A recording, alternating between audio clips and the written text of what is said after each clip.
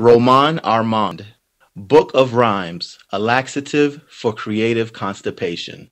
What rhymes with Google or Beyoncé? Or better yet, what rhymes with orange? This book full of words that rhyme has all the answers. With over 50,000 rhyming entries, this essential reference tool will help songwriters, poets, and advertisers overcome writer's block and quickly find the right rhyming word. It features slang, phrases, idioms, and pop culture terms, not only dictionary words. Compiled using family rhyme and slant rhyme, it gives you far more rhyme options than traditional exact rhyme. Pick up the Book of Rhymes today to tremendously widen your margins of creativity. One take, look at that. Right. I'm nice, son.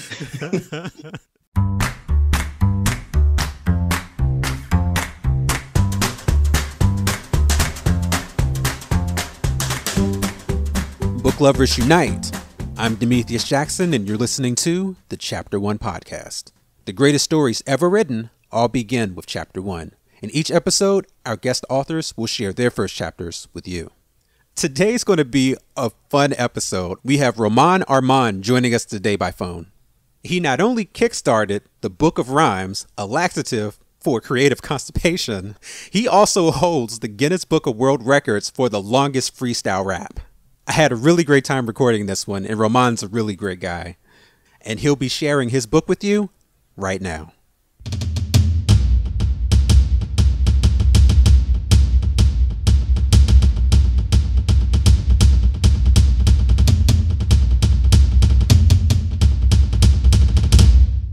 Book of Rhymes, a laxative for creative constipation, is a collection of words assembled into groups based on the way they rhyme. It is designed to significantly increase your number of rhyming word options. What makes this book unique is that it takes a holistic approach to rhyming by including 3 forms of rhyme: exact rhyme, family rhyme, and slant rhyme.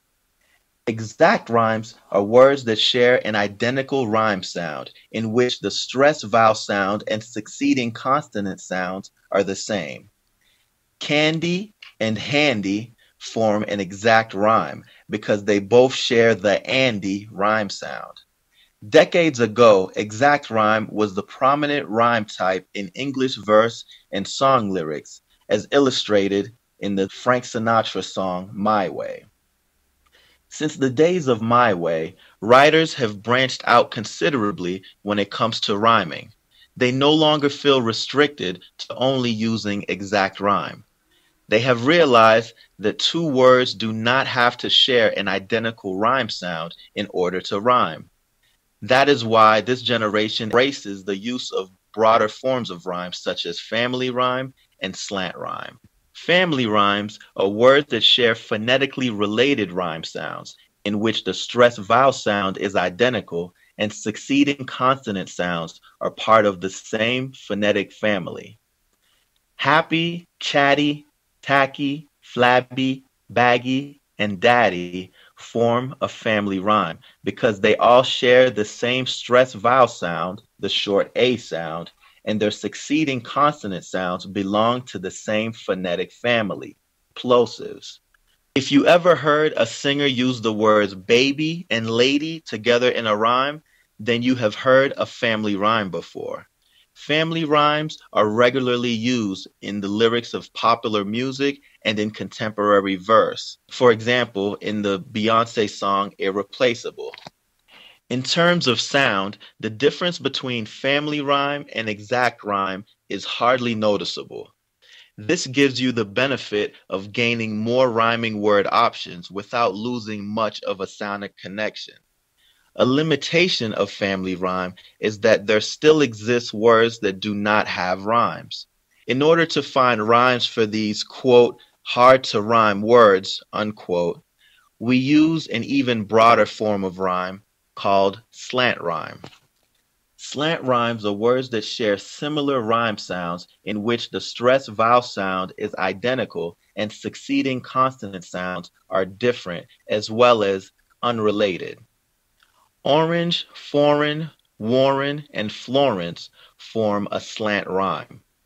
Hip hop is one of the genres where slant rhymes are commonplace, as illustrated in Eminem's song Infinite. To the ear, lethal, cerebral, and people rhyme well because they share a strong sonic connection. However, not all slant rhymes are created equal.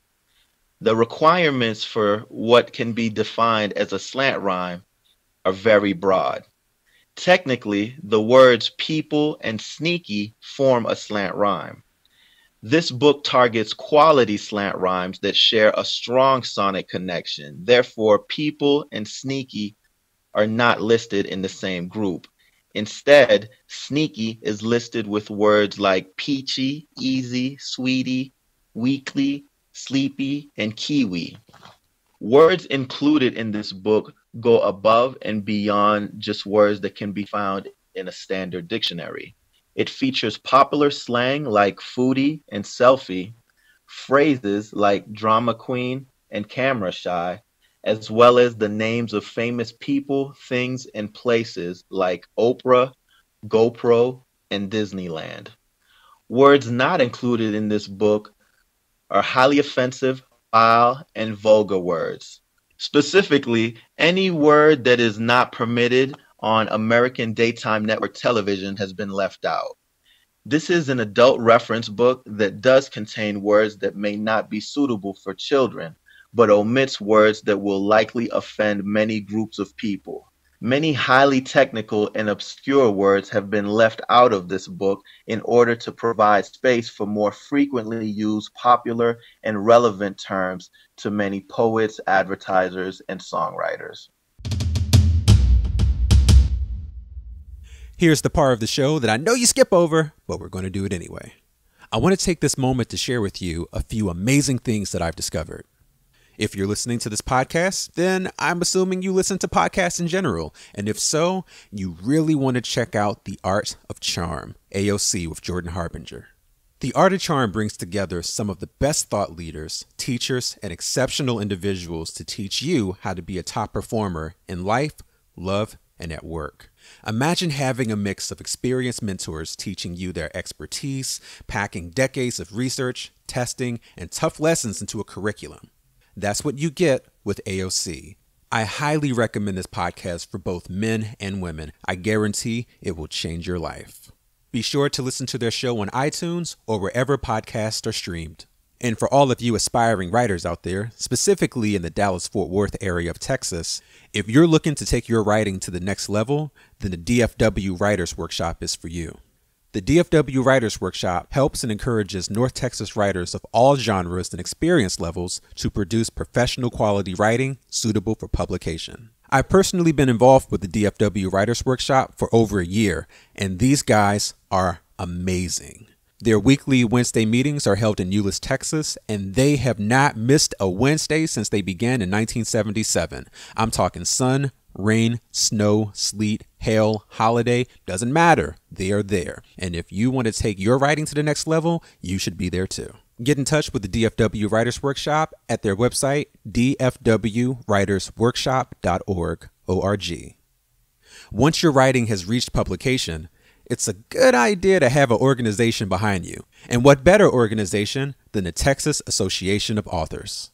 Texas Authors, as it is often abbreviated, is the only organization in Texas whose focus is to promote authors within the great state of Texas itself.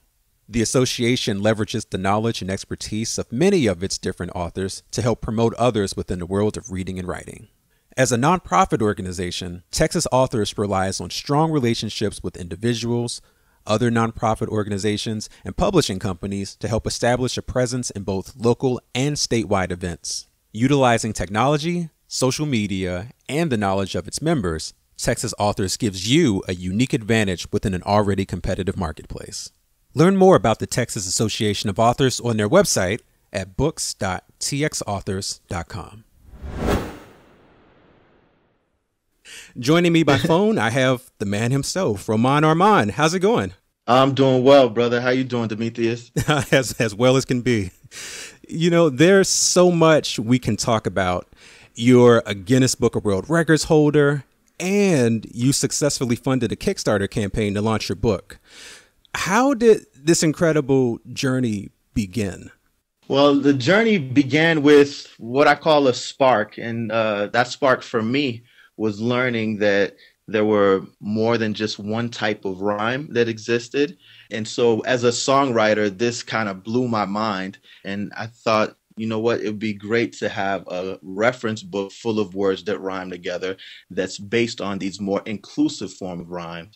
Because these days, songwriters have expanded or widened their margins of creativity, but the references have not caught up to this expansion of rhyming possibilities. That started a 15-year journey to compile a book full of words that rhyme together that would help myself and hopefully a few songwriting friends. But it turned out to be something that was far bigger than I could have imagined. You know, when you're following a dream, you never know where it may lead you. And it led me to some really cool places and really cool experiences. I'm sorry, did you say 15 years? In total, from the point that I got the initial idea to the point when the book was published on Amazon, yes, it was 15 years. Man, that's dedication right there. So I'm assuming you've had an interest in music and poetry and the rhyming word in general. This just didn't materialize out of nothing. Yes, absolutely. So I fell in love with songwriting in high school. And just to give you a little bit of context, I went to high school that was underfunded, underperforming, and just had a lot of challenges. Like I saw guns in school, crack. Sometimes you had to play basketball around a puddle of blood, a kid that got stabbed the previous period. And it just was not very conducive to learning. I'd be in class with my headphones on, listening to instrumentals, writing my little raps, reading the Source magazine from cover to cover. As I grew as a songwriter, one of my goals was to be as lyrical as some of my favorite rappers, you know, like the Big Puns, like the Nas's. And so I wanted to be like those guys. And I was more interested in, you know, some of the lyrics that KRS was spitting, like on the track, You Must Learn, when he's talking about Black history and so forth. Ultimately, my love for songwriting developed into a passion for learning. And that's something that helped me to get into college. I feel like we could have a whole conversation just on hip hop alone. Yeah. 96, I think, for me, was just like the height of lyricism right there, because you had so many different styles, so many different artists with different messages. You had Lauryn Hill, the Fugees, Redman dropped his, Jay-Z, of course, was out, Biggie, Tupac, All Eyes on Me. It was like the industry itself was hungry. Yes. Oh, yeah. And you saw the competitive nature of, you know, really trying to outdo one another lyrically. It wasn't so much about the sales, and it was really about who's the nicest. So the Book of Rhymes is actually a reference book, correct? Yes, absolutely. So the Book of Rhymes is a reference book that's designed to help your creative writers that incorporate rhyming in their writing. So whether you're a songwriter, a poet, an advertising copywriter that creates jingles, it can help you to come up with more rhyming words than most people can come up with on their own. And what's great about it being based on more inclusive forms of rhyme, like slant rhyme, you have about 5 times more rhyming word options than if you were to use a reference that strictly offered exact rhyme, which is more traditional, but also less flexible and less inclusive. So I'm sure the thing everybody wants to know is, how does the book actually work? So the book is set up alpha-syllabically. And what this means is alpha-syllabically. Here's the steps for you to find a rhyming word. Let's say you'd like to know what words rhyme with cable. First, what you would do is look for the stressed vowel sound, and that's where the rhyming part of the word begins. So with the word cable, the last stressed vowel sound is that A, and it continues through the end of the word. So for the word cable, the rhyme sound is able. And Right. so what you would do is look up able in the book, just like you would look up a word in a dictionary, but you're looking up the rhyme sound. It's in alphabetical order. And once you get there, you'll see a rhyme group. That's a group of words that rhyme together, and it's broken by the number of syllables. So you'll see two-syllable words like able, table, cable. After that group, there's a break, and then you'll see three-syllable words like disable and finagle. Hmm. So that's what I mean by it's organized alpha syllabically, and all of the rhyme sounds begin with a vowel. So it's separated by vowel sound sections A, E, I, O, U, and Y. Just to give you another example, maybe the word five, right? What is the stress vowel sound? The last stress vowel sound of it? It's that I've, I. yeah. Yep, exactly. So you would look up I've. It's as simple as that. At times when you look up a rhyme sound, you may encounter a cross reference, and that occurs when rhyme groups are combined to make a larger group, and that's where the whole slant rhyme and family rhyme thing comes in. Like I've could be combined with I'd, so that means you'll also see the word side, and then it'll get you to the larger group where all of the closely related rhyme sounds are held. Eminem does that a lot. The slant Ye- rhyme you're referring to. What did he say? Serial killer hiding murder material in a cereal box on top of your stereo. Eminem is absolutely like one of the masters of rhyme. I have a buddy who endorsed the book. His name's McKay Stevens. He's a Grammy nominated songwriter, and his endorsement says the book is the next best thing to having Eminem's cell phone number. And that just goes to say Eminem is like a walking rhyming dictionary. He is an amazing lyricist. So your book is, it seems, as equally scientific as it is comprehensive. Are these the techniques you used when you were breaking, the world record for the longest freestyle rap? Yeah, absolutely. One of the things I did is read the book from cover to cover. And another thing that helped me is kind of understanding phonetics and different vowel sounds. It was a quite a challenge. And I'll say that the preparation was probably tougher than the actual execution because it took me a good 3 months to get ready to even attempt the Guinness World Record. And I tried different methods to see what was the best way to approach it because I knew one, you had to have physical stamina. And so, I'd practice freestyling on a treadmill at Planet Mm, Fitness and wow. to increase my diaphragm and work on my breath control. Definitely ate right as part of it too. So exercise, ate right. Of course, your inputs dictate your outputs. Another thing too was I had to figure out how do I not get bored. And so one thing I did is I compiled 600 instrumental beats, which were on average 3.5 minutes a piece. And I focused on just rapping for an instrumental at a time. I wasn't thinking about 24 hours. I was thinking about 3.5 minutes. And, each beat had different rhythms, different tempos, different BPMs. And so that kind of got me excited to hear the next beat. Another thing when it came to just not falling asleep, believe it or not, I had some dumbbells there with me. So the times when I felt like I was really losing energy, I might just get up and do some curls while I'm freestyling. Mm. So it was a combination of things that helped to address the fatigue, the just staying mentally alert and having ideas and things to rap about. That's a life And, lesson right there when you were mentioning that you were just focused on the instrumental on those 3 minutes instead of yeah, the 24 hours. That saying, how do you eat an elephant? One bite at a time. absolutely. Yeah, you got it. You hit it on the nose. That focusing on just one thing, it helped a ton. And I think I should probably mention that for those not familiar with hip hop culture, a freestyle is basically when you come up with a rhyming song off the top of your head. No pen or paper, nothing pre-written, just flowing the words that pop into your mind. Do you remember what your official time was? Yes. So when I first heard about the record, and the record was achieved by a rapper by the name of Supernatural, one of the best freestylers ever. And he achieved 9.5 hours. And I had my eye on the record, and years had passed by. And by the time I was getting ready to attempt it, the new record was 17 hours. And I was able to freestyle for 24 hours and 49 seconds. Damn.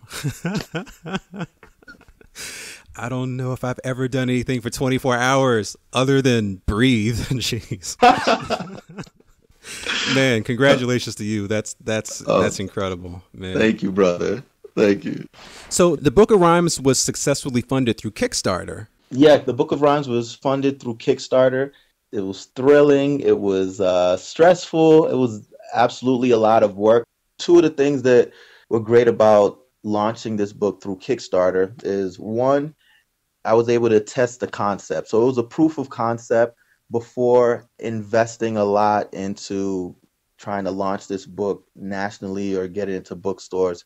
But the other great thing about it is that it created an event that people could become a part of and really contribute to helping an idea come to life. You know, after a successful campaign, you now have team members that are there and willing to spread the word and shout it from a rooftop. And that's extremely valuable when building your foundation. Yes, your tribe. So what advice would you give to folks who are trying to crowdfund their own projects?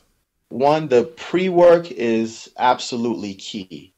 And there's a formula that I saw online with what helps a crowdfunding campaign to become successful. One is the product. Two is a story. That's probably what took me the longest, thinking of the story and how to tell the story. And one thing too, and this is very, very important, is your goal amount, the amount that you want to raise. Someone gave me some great advice. They said your goal at the minimum required in order to make the product. Because one, if you set it at your minimum and you're able to reach your goal, let's say within 2 weeks of a 4-week campaign, that creates excitement. And those who may be on the fence and were waiting to see if you would reach your goal before pledging, then you get their support a lot sooner. Very critical. Oh, absolutely. When you described it as a full-time job, spot on. With my Kickstarter campaign, which was also successfully funded, if I didn't work to promote the campaign that day, then there was like no movement whatsoever. So I was constantly emailing, posting on social media, reminding folks that it was out there. And I'm sure I annoyed a couple of folks, but, you know, had a goal. What do you see the future of the Book of Rhymes? Meaning, is it a reference book you'd like to see in schools, or more of an industry publication, or something else? All of the above. I've been fortunate to be able to speak at schools as of recent. Spoke at the songwriting class that I was once a student in 10 years ago. And there are plans to add the Book of Rhymes to the syllabus of that course. So that's awesome. I'm looking forward to speaking at high schools that are similar to my high school.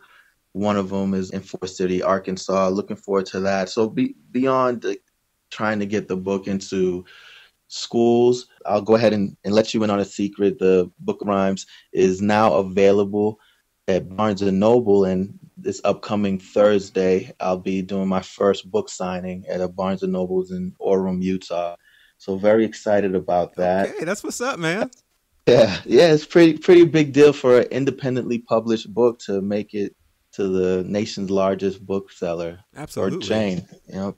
Dude, you're a rising star. What's next on the horizon for you? Are you planning to write any more books? Possibly. Right now, I'm still really getting used to the whole book grind. I'm very new to book signings and lectures and those opportunities. And this has been an adventure that's been kind of unpredictable, and I'm willing to follow wherever the spark takes me to. Yeah, that's fantastic. Hey, have you gotten on the streets, have you gotten you look familiar yet? No, not yet. Not it's yet. Coming. It's definitely coming, trust me. For me, that was the kind of the weirdest part about the whole book publishing thing, is going to conventions and conferences and people knowing who you are, or they've seen you somewhere, but they can't quite remember where. That's what's up. Local celeb. I could dig it. So, man, it was great talking with you. Where can readers and fans find you online? So you can find me online at bookofrhymes.com, and also our different social media pages. It's at Book of Rhymes on Instagram and also at Facebook. Okay. Thank you so much for being on the show today, Romane. Oh, it's been a pleasure. Thank you so much for having me. And that concludes another episode. I knew that was going to be a fun one. The Book of Rhymes. All right. I feel like freestyling now. Here we go. Check it.